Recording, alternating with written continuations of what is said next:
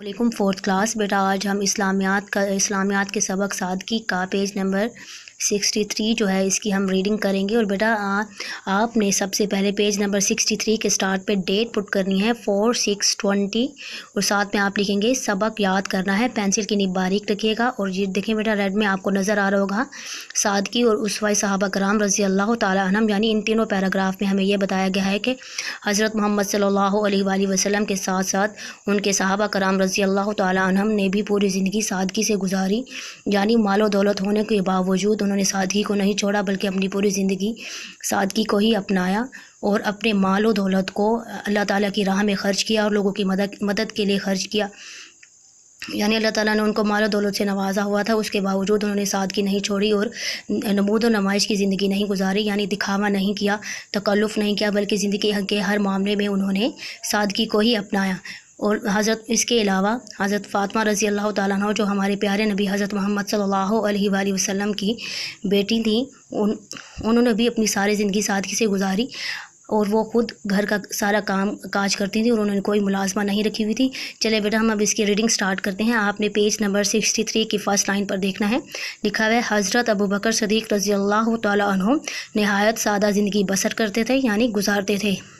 मोटा लिबास पहनते लेकिन वो साफ़ सुथरा होता। घर में रहन सहन का सामान बिल्कुल मामूली और सिर्फ ज़रूरत की अशिया पर मुश्तमिल था। अशिया यानी चीज़ों पर मुश्तमिल था। खलीफा होने के बावजूद आप रज़ी अल्लाह ताला अन्हु की रिहाइश उसी कच्चे मकान में रही जिसमें आप रज़ी अल्लाह ताला अन्हु पहले रिहाइश पजीर थे, यानी पहले रहते थे। हज़रत उमर फ़ारूक रज़ी अल्लाह ताला अन्हु की सादगी का ये आलम था कि इतनी बड़ी मुमलिकत का फरमा यानी बादशाह होने के बावजूद आप रज़ी अल्लाह ताला अन्हु ने फ़िक्र फ़ाका की ज़िंदगी बसर की। फरमा रवा का मीनिंग आपने लिखा है बादशाह और फ़िक्र फ़ाका का मीनिंग आपने क्या लिखा है गुर्बत। इसको हाईलाइट भी कर लीजिएगा। मोटे कपड़ों का लिबास पहनते और उसमें कई पैवंद यानी जोड़ लगे होते, पैवंद लगे होते, जोड़ लगे होते। जब आप रज़ी अल्लाह ताला अन्हु किसी को सूबे का गवर्नर मुकर्रर करते तो उसे खुसूसी तौर पर ये ताकीद करते कि ऐशो इशरत में ना पड़ना, रेशमी और बारीक कपड़ा हरगिज़ ना पहनना। सेकंड पैराग्राफ देखिएगा। हज़रत उस्मान गनी रज़ी अल्लाह ताला अन्हु को अल्लाह ताला ने बहुत ज़्यादा मालो दौलत से भी नवाजा था, यानी मालो दौलत अता किया था।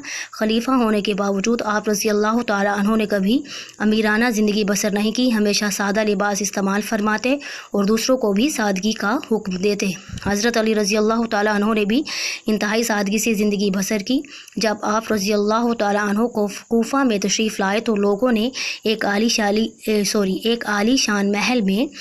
आलीशान महल में आप रज़ी अल्लाह ताला अन्हु की रिहाइश का बंदोबस्त किया हुआ था। बंदोबस्त का मीनिंग आपने लिखा है इंतज़ाम, बंदोबस्त, इंतज़ाम।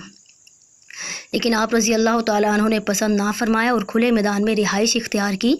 हज़रत फ़ातिमा रज़ी अल्लाह ताला अन्हु खुद चक्की पीस कर खाना तैयार करती थी। बेटा हज़रत फ़ातिमा रज़ी अल्लाह ताला अन्हु हज़रत मोहम्मद सल्लल्लाहु अलैहि वसल्लम की प्यारी बेटी और हज़रत अली रज़ी अल्लाह ताला अन्हु की ज़ौजा मोहतरमा थी, यानी उनकी वाइफ थी। घर में कोई खादमा ना थी, यानी कोई मुलाजमा ना थी। आप रज़ी अल्लाह ताला अन्हा घर का सारा कामकाज खुद करती थी। लास्ट पैराग्राफ देखिएगा। इसमें बताया गया है कि जो कौम सादगी अपनाती है वो ज़िंदगी में कामयाब होती है और जो कौम सादगी छोड़कर तकल्लुफ़ में पड़ जाती है, फजूल खर्ची में पड़ जाती है, तो वो फिर बहुत सी अखलाकी बुराइयों का क्या हो जाती है, शिकार हो जाती है, यानी अखलाकी बुराइयों में मुब्तला हो जाती है। इसकी हम रीडिंग करते हैं। सादगी अपनाने वाली कौम तरक्की करती है। सादगी अपनाने वाली कौम तरक्की करती है। जब कोई कौम सादगी छोड़ देती है और वो रहन सहन, रस्म व रिवाज, खाने पीने, खुशी और गम के मौके पर फजूल खर्ची और तकल्लुफ़ की आदत अपना लेती है तो फिर वो बहुत सी अखलाकी बुराइयों का शिकार हो जाती है। बेटा इन 2 लाइंस को आपने हाईलाइट भी कर लेना है और जवाब 3 की हेडिंग भी दे देनी है। ये आपका सवाल 3 का जवाब है। सेकंड लास्ट लाइन देखिएगा।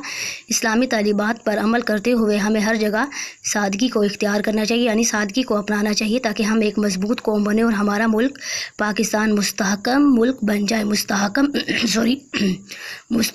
यानी मजबूत। मुस्तहकम का मीनिंग हमने क्या लिखा, मजबूत। बेटा ये पेज नंबर 63 की आपने रीडिंग कर लेनी है और ये जिन वर्ड्स को मैंने हाईलाइट किया है, हाईलाइट करके इनके मीनिंग भी लिख लीजिएगा। Thank you.